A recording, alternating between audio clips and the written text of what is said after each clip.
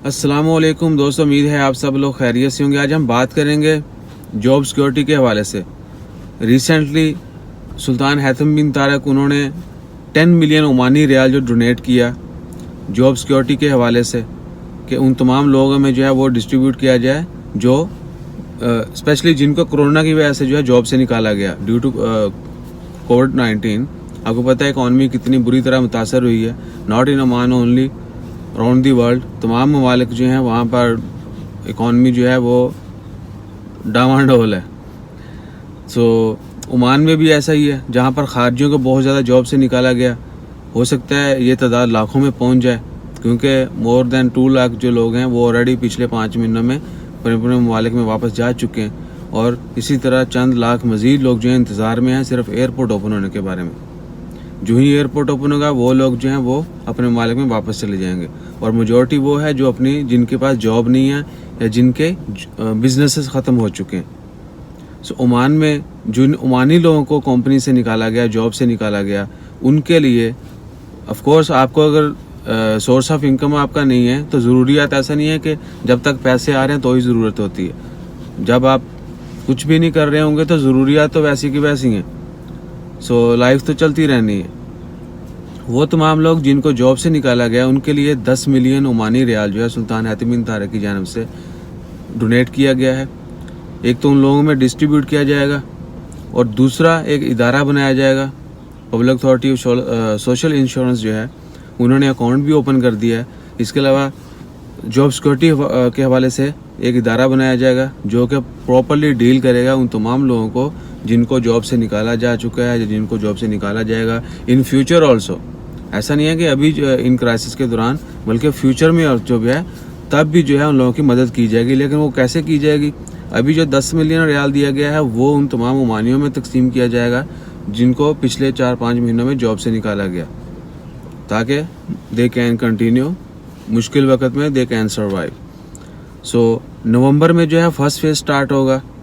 Job security fund के हवाले से जो बात है वो नवंबर में स्टार्ट होगी, और पहला फेज जो है 3 साल के ऊपर होगा, और उसके बाद दूसरा फेज स्टार्ट होगा। और पहले फेज में सिर्फ ओमानियों को जो है वो क्या कहते हैं कि प्रायोरिटी दी जाएगी।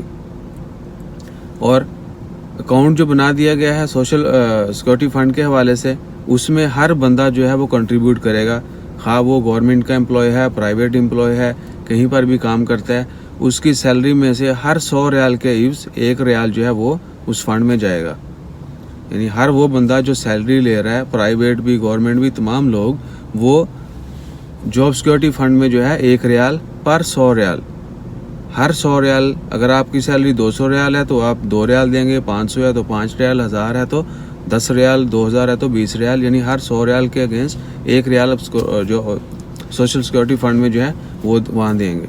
और वो पैसा किधर जाएगा? वो पैसा जितना भी इकट्ठा होगा वो उन तमाम लोगों में तकसीम किया जाएगा जो जॉब खो चुके हैं।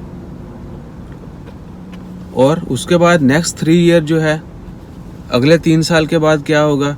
अगले 3 साल के बाद फिर ये पैसे उन तमाम लोगों में भी डिस्ट्रीब्यूट किए जाएंगे जो जॉब वेटिंग के लिए बैठे हैं, यानी जो जॉब का इंतज़ार कर रहे हैं, जिनकी जॉब्स कंफर्म नहीं है, जो जॉब हंट कर रहे हैं, जॉब सर्च कर रहे हैं।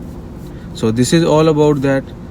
लोगों ने सोचा कि शायद ये एक्सपर्ट्स के लिए भी है, लेकिन हमारी ख्वाहिश यही है और हम यही चाहते हैं कि एक्सपर्ट्स के लिए भी इस तरह की कोई ना कोई स्कीम हो, क्योंकि पिछले 5 महीनों से तमाम लोग बैठे हैं, पैसा ख़त्म हो चुका है। How they are surviving nobody knows, और मेजॉरिटी जो है वो जानना भी नहीं चाहती।